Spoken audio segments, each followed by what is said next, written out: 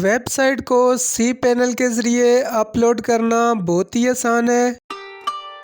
अब जैसे ही मैंने अपनी वेबसाइट के cPanel के URL एड्रेस को टाइप करके इंटर प्रेस किया तो मेरी वेबसाइट की cPanel की विंडो ओपन हो गई है। अब जैसे ही मैंने यूज़र नेम और पासवर्ड टाइप करके लॉगिन वाले बटन पे क्लिक किया तो मेरी वेबसाइट का cPanel ओपन हो गया है। अब मैंने फाइल मैनेजर वाले बटन पे क्लिक कर दिया है।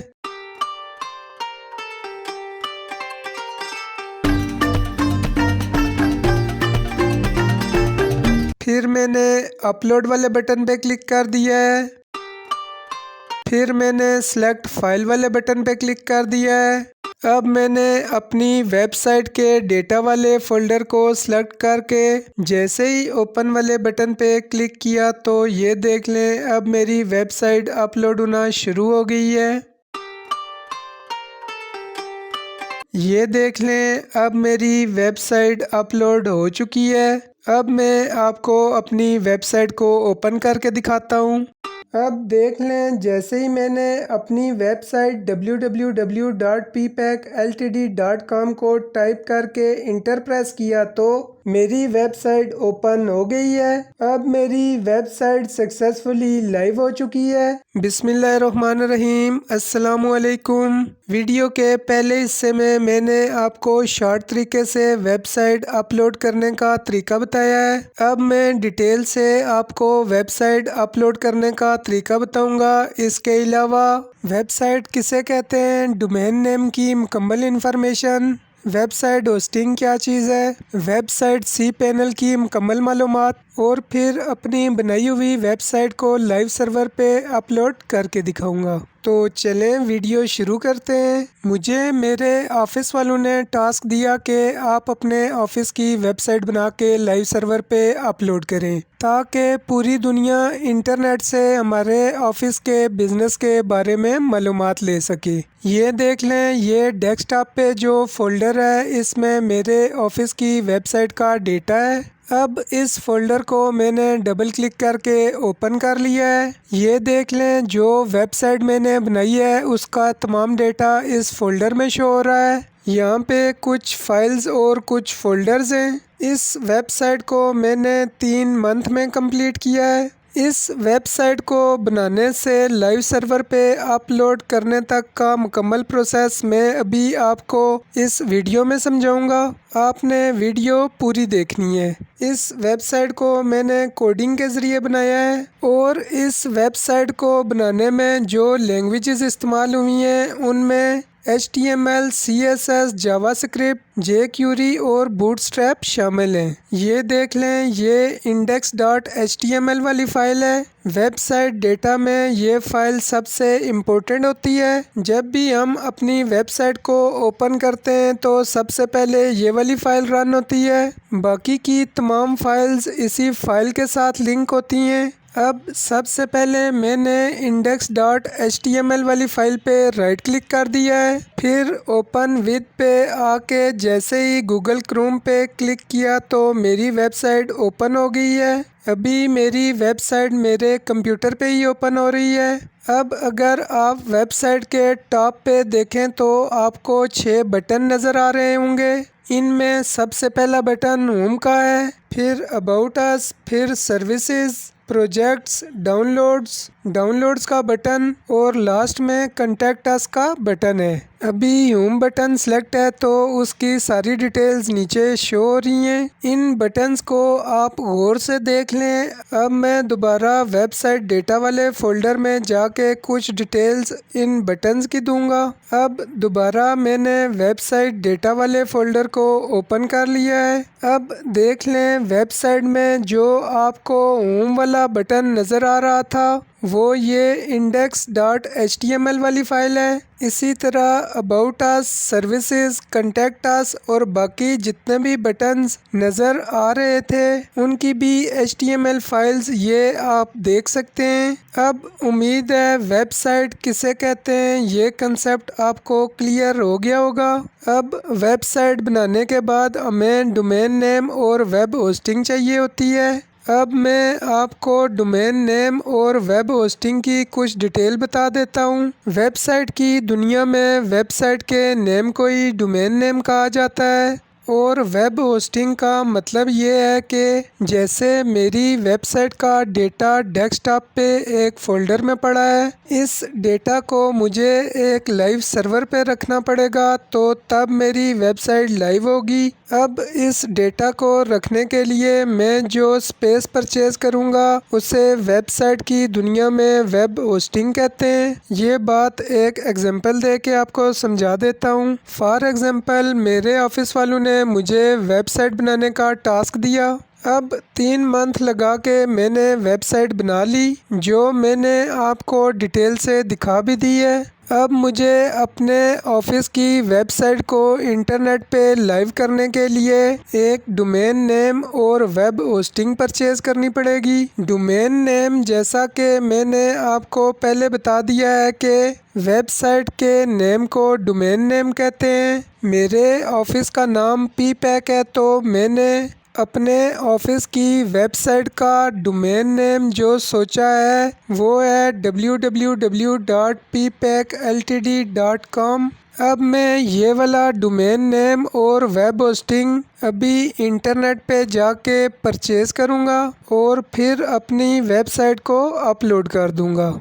एक बात आप हमेशा याद रखेंगे, पूरी दुनिया में एक ही नेम से 2 डोमेन नहीं हो सकती। अब जो डोमेन नेम मैंने अपनी वेबसाइट के लिए सोचा है इसे मैं पहले ऑनलाइन चेक भी करूँगा कि ये अवेलेबल भी है कि नहीं। अगर ये अवेलेबल हुआ तो मैं इसे परचेज़ कर लूँगा और अगर ये अवेलेबल ना हुआ तो फिर मैं इसे चेंज करके दूसरा डोमेन नेम परचेज़ करूँगा। दुनिया में मुख्तलिफ़ कंपनियाँ डोमेन नेम और होस्टिंग की सर्विसेज देती हैं। मैं अपनी वेबसाइट के लिए जिस कंपनी से डोमेन नेम और होस्टिंग परचेज़ करूँगा उसका नाम है domain.pk। तो चलें डोमेन नेम और होस्टिंग परचेज़ करते हैं।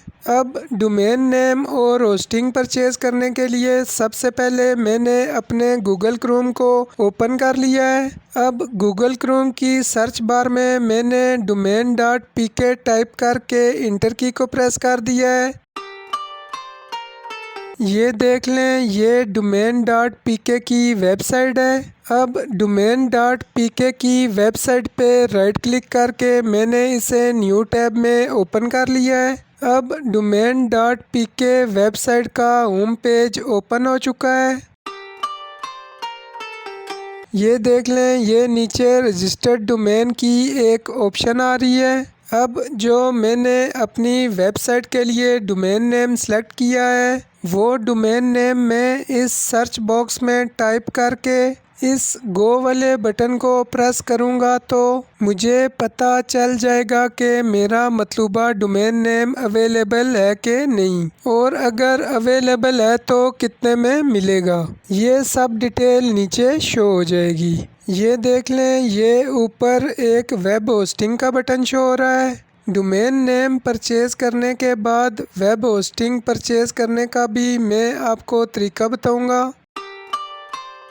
अब सबसे पहले मैंने छोटे एरो को प्रेस कर दिया है। .pk की जगह .com को सिलेक्ट कर लिया है क्योंकि मैंने अपना डोमेन नेम .com के साथ परचेज़ करना है। अब सर्च बॉक्स में मैंने अपने मतलूबा डोमेन नेम ppacltd को टाइप करके जैसे ही इंटर की को प्रेस किया तो ये कुछ सर्च रिजल्ट्स शो हो गए हैं।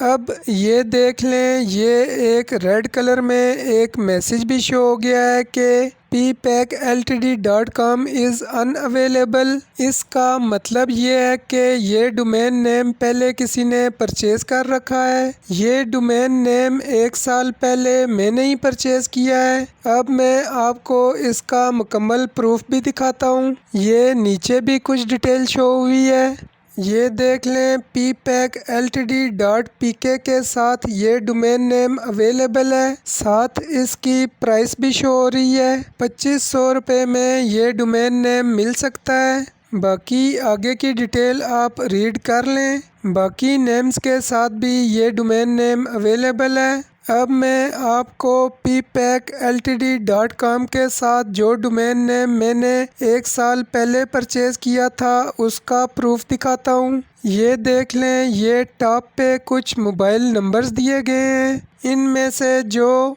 0300-033-2294 वाला नंबर है, मैंने इस नंबर पे अपनी रिक्वायरमेंट्स व्हाट्सएप के ज़रिए सेंड की और फिर मैंने अपना मतलूबा डोमेन नेम और होस्टिंग परचेज़ कर ली।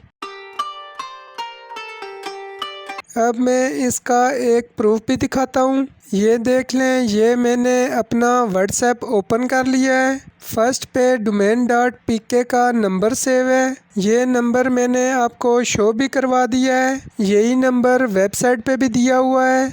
अब मैंने इनको पहला मैसेज किया कि सर्कल मार्क नेम के साथ डोमेन चाहिए और होस्टिंग भी। प्लीज़ इनवॉइस यानी बिल बना के इन चीज़ों का मुझे रेट सेंड कर दें। ये पिक्चर मैंने अपने मोबाइल से डिलीट कर दी, इसलिए ब्लर है। ये पिक्चर मेरे कंप्यूटर में सेव है, मैं आपको दिखा देता हूँ। ये पिक्चर आप देख सकते हैं। उस वक्त ये डोमेन नेम अवेलेबल था और मैंने इस डोमेन नेम को 1700 रुपये में परचेज़ किया था। इसी के साथ नीचे मैंने दूसरा मैसेज भी किया कि circle mark leave for hosting चाहिए 1 ईयर के लिए, प्लीज़ सेंड मी डिटेल। ये देख लें, ये पिक्चर भी मैंने आपको दिखा दी है। उस वक्त ये पैकेज 999 रुपये में पर मंथ के हिसाब से अवेलेबल था और 1 ईयर के लिए इसकी टोटल प्राइस 12,000 बनी थी। अभी आगे की डिटेल बताने से पहले मैं आपको होस्टिंग परचेज़ करने की कुछ डिटेल बता देता हूँ। फिर बाकी के मैसेज भी मैं आपको दिखाऊंगा। फिर आप आसानी से डोमेन और होस्टिंग अपने लिए परचेज़ कर सकेंगे। ये देख लें, ये ऊपर एक वेब होस्टिंग का बटन है। अब जैसे ही मैंने वेब होस्टिंग वाले बटन पे क्लिक किया तो ये देख लें, ये नीचे वेब होस्टिंग की सब डिटेल शो हो गई है। ये देख लें, ये सब वेब होस्टिंग की डिटेल्स शो हो रही हैं। इसमें आप देख सकते हैं वेब होस्टिंग के 5 पैकेजेस दिए गए हैं। लीव 1 से लीव 5 तक 5 पैकेज हैं। मैंने अपनी वेबसाइट के लिए होस्टिंग का जो पैकेज परचेज़ किया था वो लीव 4 वाला पैकेज था। इस पैकेज में सबसे पहले अगर आप देखें तो मुझे 10 GB की स्पेस मिली है। फिर दूसरे नंबर पे डेटा ट्रांसफ़र की लिमिट 100 GB है। फिर free.com डोमेन नेम की ऑप्शन भी इसमें अवेलेबल है। फिर फ्री SSL सर्टिफिकेट की ऑप्शन भी इसमें अवेलेबल है। इसी तरह इसमें हम 200 ईमेल एड्रेसेस भी बना सकते हैं। बाकी ये नीचे सारी ऑप्शंस आप पढ़ लें डिटेल से। इन तमाम चीज़ों से आपने कंफ्यूज नहीं होना। बस आपने ये याद रखना है कि हमें अपनी वेबसाइट का डेटा रखने के लिए लाइव सर्वर में डिस्क स्पेस चाहिए होती है, उसे वेब होस्टिंग कहते हैं। बाकी गहराई वाली बातें मैं आपको नेक्स्ट वीडियो में समझा दूंगा। आप कमेंट करके भी पूछ सकते हैं। ये देख लें, लीव 4 पैकेज की प्राइस 1200 रुपये पर मंथ है। मैंने ये 1 साल के लिए परचेज़ की थी। अब मैं आपको इसकी सारी डिटेल बताता हूँ। अभी दोबारा मैं अपने व्हाट्सएप पे आ गया हूँ। ये देख लें, ये नेक्स्ट मैसेज पे इन्होंने मुझसे पूछा है कि आप पहले से हमारे कस्टमर हैं या फर्स्ट टाइम परचेज़ कर रहे हैं। मैंने रिप्लाई किया फर्स्ट टाइम। अब फिर इन्होंने मुझे मैसेज किया कि काइंडली आप हमें अपनी कॉन्टैक्ट डिटेल और डोमेन नेम बताएं, कंपनी नेम, पर्सन नेम यानी जो बंदा ये परचेज़ कर रहा है, ईमेल एड्रेसेस, फिर ऑफिस एड्रेस, फिर CNIC नंबर और कॉन्टैक्ट नंबर। अब नेक्स्ट मैसेज में मैंने इनको ये तमाम डिटेल सेंड कर दी है। फिर इन्होंने मेरी ईमेल पे बिल बना के भेज दिया है जिसमें डोमेन नेम और वेब होस्टिंग के चार्जेस थे। ये देख लें, ये इनकी तरफ से भेजा गया बिल है। फिर इस बिल के अगेंस्ट मैंने इनको पेमेंट अपने इजी पैसा अकाउंट से सेंड कर दी। पेमेंट रिसीव करने के एक दिन बाद domain.pk वालों ने मुझे ये ईमेल भेज दी। इस ईमेल में आप देख सकते हैं मेरी वेबसाइट का URL और मेरी वेबसाइट के cPanel यानी कंट्रोल पैनल का यूज़र नेम और पासवर्ड दिया हुआ है। अब आप देख सकते हैं मैंने अपनी मतलूबा डोमेन नेम और होस्टिंग परचेज़ कर ली है। तो चलें अब इस वेबसाइट को लाइव सर्वर पे अपलोड करते हैं। ये देख लें, मैंने जो वेबसाइट बनाई है उसका तमाम डेटा इस फोल्डर में पड़ा है। अब जैसे ही मैं इस फोल्डर को लाइव सर्वर पे अपलोड करूँगा तो मेरी वेबसाइट लाइव हो जाएगी। लाइव सर्वर पे अपलोड करने से पहले इस फोल्डर का जिप फोल्डर बनाना पड़ेगा। यहाँ पे आप जिप फोल्डर और नॉर्मल फोल्डर का कंसेप्ट भी क्लियर कर लें। अगर मैंने इस फोल्डर का जिप फोल्डर ना बनाया तो इस डेटा को अपलोड करते हुए मुझे एक एक फ़ाइल 1 बाय 1 अपलोड करनी पड़ेगी। अगर जिप फोल्डर बना होगा तो तमाम फाइल्स एक ही बार जल्दी से अपलोड हो जाएंगी। अब इस फोल्डर का जिप फोल्डर बनाने के लिए सबसे पहले मैंने इस फोल्डर पे राइट क्लिक कर दिया है। फिर मैं सेंड टू वाली ऑप्शन पे आ गया। फिर जैसे ही मैंने कंप्रेस जिप फोल्डर पे क्लिक किया तो मेरे फोल्डर का जिप फोल्डर बन गया है। ये देख लें, जिप फोल्डर को मैंने दूसरे फोल्डर के साथ रख दिया है। ये देख लें, ये मेरी वेबसाइट के cPanel यानी कंट्रोल पैनल का URL है। अब जैसे ही इस URL को मैं गूगल क्रोम की एड्रेस बार में टाइप करके इंटर प्रेस करूँगा तो मेरी वेबसाइट का cPanel ओपन हो जाएगा। तो फिर मैं अपनी वेबसाइट को लाइव सर्वर पे अपलोड कर दूँगा। अब देख लें, जैसे ही मैंने अपनी वेबसाइट के URL को गूगल क्रोम में टाइप करके इंटर प्रेस किया तो मेरी वेबसाइट का cPanel ओपन हो गया है। अब ये देख लें, मैंने अपनी वेबसाइट के cPanel का यूज़र नेम और पासवर्ड इंटर कर दिया है। अब जैसे ही मैंने लॉगिन वाले बटन पे क्लिक किया तो ये देख लें, मेरी वेबसाइट का cPanel ओपन हो गया है।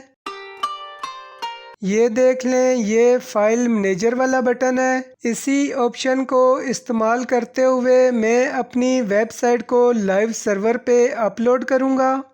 अब जैसे ही मैंने फाइल मैनेजर वाले बटन पे क्लिक किया तो एक नई विंडो ओपन हो गई है। ये देख लें, ये पब्लिक अंडरस्कोर HTML की एक ऑप्शन आ रही है। अब मैं इस ऑप्शन को डबल क्लिक करके ओपन करूँगा तो एक नई विंडो खुल जाएगी। फिर मैं इस अपलोड वाले बटन को इस्तेमाल करते हुए अपनी वेबसाइट के जिप फोल्डर को लाइव सर्वर में अपलोड कर दूंगा, जो फोल्डर मैंने अपने कंप्यूटर के डेस्कटॉप पे बनाया हुआ है। अब जैसे ही मैंने पब्लिक अंडरस्कोर HTML वाली ऑप्शन पे डबल क्लिक किया तो एक नई विंडो ओपन हो गई है।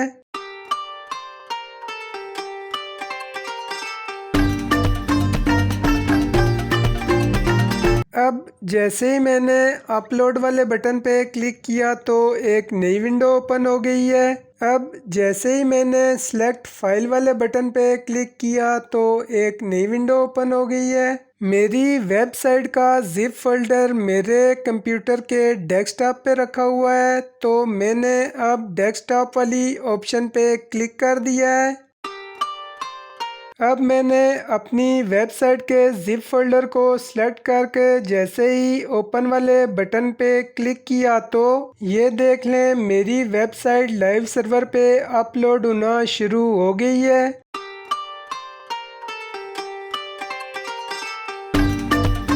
ये देख लें मेरी वेबसाइट 100% अपलोड हो चुकी है। अब आपने वीडियो को बहुत ध्यान से देखना है। अगर यहाँ पे आपने गलती कर दी तो आपकी वेबसाइट अपलोड तो हो जाएगी लेकिन लाइव नहीं होगी। अब मैं दोबारा public_html वाली टैब पे आ गया हूँ और पेज को दोबारा मैंने रीलोड कर दिया है। अब मैंने दोबारा public_html वाली ऑप्शन को डबल क्लिक करके ओपन कर लिया है। ये देख लें ये वही जिप फोल्डर है जिसे मैंने अभी अपलोड किया था। अब मेरी वेबसाइट का डेटा अपलोड तो हो चुका है लेकिन अभी मेरी वेबसाइट लाइव नहीं हुई। अब आपने वीडियो को बहुत ध्यान से देखना है। अगर इस जगह पे आपने गलती कर दी तो आपकी वेबसाइट अपलोड तो हो जाएगी लेकिन लाइव नहीं होगी। अभी आप देख लें ये वाला जिप फोल्डर public_html वाले फोल्डर के अंदर रखा हुआ है।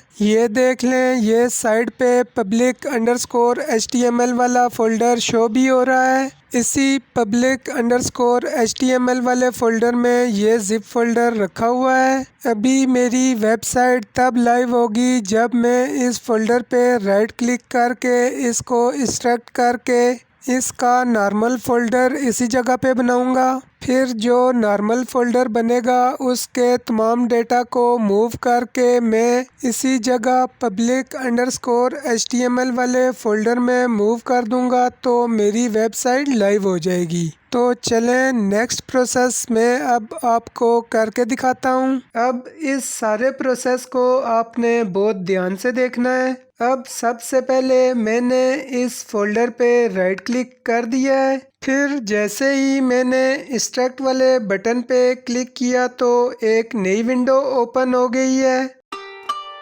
अब जैसे ही मैंने दोबारा एक्सट्रैक्ट फाइल वाले बटन पे क्लिक किया तो मेरा जिप फोल्डर सक्सेसफुली एक्सट्रैक्ट हो गया है। अब इस विंडो को मैंने क्लोज कर दिया है। अब ये देख लें ये जिप फोल्डर है और इसी के ऊपर ये देख लें ये वही फोल्डर है जो अभी मैंने एक्सट्रैक्ट किया है। अब इस फोल्डर को ओपन करके इस फोल्डर में जितनी भी फाइल्स हैं उन सब फाइल्स को मैं सिलेक्ट ऑल करूंगा। फिर मूव वाले बटन को प्रेस करूंगा तो मेरी वेबसाइट की तमाम फाइल्स और फोल्डर्स इस जगह पे मूव हो जाएंगे। फिर मेरी वेबसाइट लाइव हो जाएगी। अब मैंने इस फोल्डर को डबल क्लिक करके ओपन कर लिया है। अब जैसे ही मैंने सेलेक्ट ऑल वाले बटन पे क्लिक किया तो तमाम फाइल्स सेलेक्ट हो गई हैं। अब जैसे ही मैंने मूव वाले बटन पे क्लिक किया तो एक नई विंडो ओपन हो गई है। अब ये देख लें ये नीचे लिखा हुआ है कि enter the file path that you want to move this file to. इस लाइन का मतलब ये है कि इन फाइल्स को आप जिस फोल्डर में मूव करना चाहते हैं उस फोल्डर का पाथ बताएं। इन फाइल्स को मैंने public_html के फोल्डर में मूव करना है तो ये देख लें ये नीचे इस जगह पे मैं public_html वाले फोल्डर का पाथ लिखूंगा। ये देख लें ये नीचे public_html वाले फोल्डर का पाथ दिया हुआ है लेकिन इसके आगे एक और फोल्डर का भी पाथ लिखा हुआ है। ये इस आगे वाले पाथ को मैं रिमूव कर दूंगा। अब मैंने आगे वाले पाथ को रिमूव कर दिया है। अब जैसे ही मैं इस मूव फाइल वाले बटन को प्रेस करूंगा तो ये तमाम फाइल्स public_html वाले फोल्डर में मूव हो जाएंगी और मेरी वेबसाइट लाइव हो जाएगी। अब देख लें जैसे ही मैंने मूव फाइल वाले बटन पे क्लिक किया तो इस फोल्डर की तमाम फाइल्स और फोल्डर्स public_html वाले फोल्डर में मूव हो गए हैं और ये फोल्डर अब खाली हो चुका है। अब मेरी वेबसाइट लाइव हो चुकी है। अभी मैं आपको अपनी वेबसाइट ओपन करके भी दिखाऊंगा लेकिन उससे पहले दोबारा public_html वाले फोल्डर में चलते हैं अब जैसे ही मैंने public_html वाले फ़ोल्डर पे क्लिक किया तो ये फ़ोल्डर ओपन हो गया है। अब आप देख सकते हैं जो फाइल्स और फ़ोल्डर्स मैंने इस public_html वाले फ़ोल्डर में मूव किए थे वो सब यहाँ मूव हो चुके हैं। अब आप देख लें, सबसे पहले मैंने ये वाला ज़िप फ़ोल्डर अपलोड किया था। इसका नाम ppack_website.zip फ़ोल्डर है। फिर इस फ़ोल्डर पे मैंने राइट क्लिक करके एक्सट्रैक्ट वाले बटन को प्रेस किया था तो ये देख लें, ये ऊपर इसी फ़ोल्डर से एक्सट्रैक्ट होके एक नॉर्मल फ़ोल्डर बन गया था। फिर इसी नॉर्मल फ़ोल्डर को ओपन करके इसकी तमाम फाइल्स और फ़ोल्डर्स को मूव करके public_html वाले फ़ोल्डर में डाल दिया था। अभी मैं public_html वाले फ़ोल्डर में ही हूँ और ये मूव की हुई तमाम फाइल्स आप देख सकते हैं। अब मैंने स्टार्ट वाले बटन को प्रेस करके ओपेरा इंटरनेट ब्राउज़र ओपन कर लिया है। अब देख लें, जैसे ही मैंने अपनी वेबसाइट www.ppackltd.com को टाइप करके इंटर प्रेस किया तो मेरी वेबसाइट ओपन हो गई है। अब मेरी वेबसाइट सक्सेसफुली लाइव हो चुकी है। ये मेरी वेबसाइट का गैलरी सेक्शन है। ये वेबसाइट मैंने एक आर्किटेक्चरल कंपनी की बनाई है। ये कंपनी बिल्डिंग्स के नक्शे वगैरह डिज़ाइन करती है। ये साथ ही मैनेजिंग डायरेक्टर का नाम और पिक्चर लगी हुई है। उसके बाद ये सेक्शन इंट्रोडक्शन का है। इस सेक्शन में 4 बटन है। पहला बटन इंट्रोडक्शन का है, दूसरा बटन सर्विसेज का है और इसी तरह आगे बाकी बटन दिए गए हैं। फिर ये वाला सेक्शन लेटेस्ट प्रोजेक्ट्स का है। फिर इसी तरह ये नीचे बाकी सेक्शंस दिए गए हैं। ये होम टैब है। वेबसाइट की फाइल्स में जो फाइल index.html के नाम से थी वो यही होम टैब वाली फाइल है। जब भी हम अपनी वेबसाइट को ओपन करते हैं तो सबसे पहले यही index.html वाली फाइल ओपन होती है। बाकी तमाम फाइल्स इस फाइल के साथ लिंक होती हैं।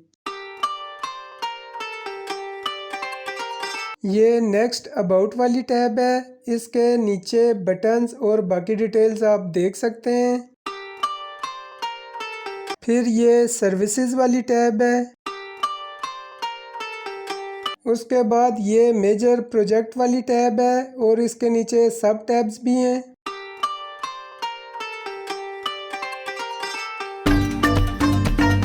उसके बाद ये डाउनलोड वाला पेज है। फिर ये लास्ट में कॉन्टैक्ट अस वाला पेज है। इसमें ऑफिस एड्रेस और साइट ऑफिसेज की डिटेल दी गई है। ये इस वेबसाइट वीडियो ट्रेनिंग का पार्ट 1 था। नेक्स्ट वीडियो में मैं आपको इसी वेबसाइट को अपडेट करने का तरीका बताऊंगा, यानी लाइव वेबसाइट में कोई चेंजिंग करनी हो तो वो किस तरह करते हैं, उसकी मुकम्मल डिटेल करके दिखाऊंगा। इसके अलावा वेबसाइट के सी पैनल में ऑफिस एम्प्लॉयज़ के ईमेल एड्रेसेस कैसे बनते हैं इसकी भी मुकम्मल डिटेल करके दिखाऊंगा। ये वीडियो पार्ट 1 था।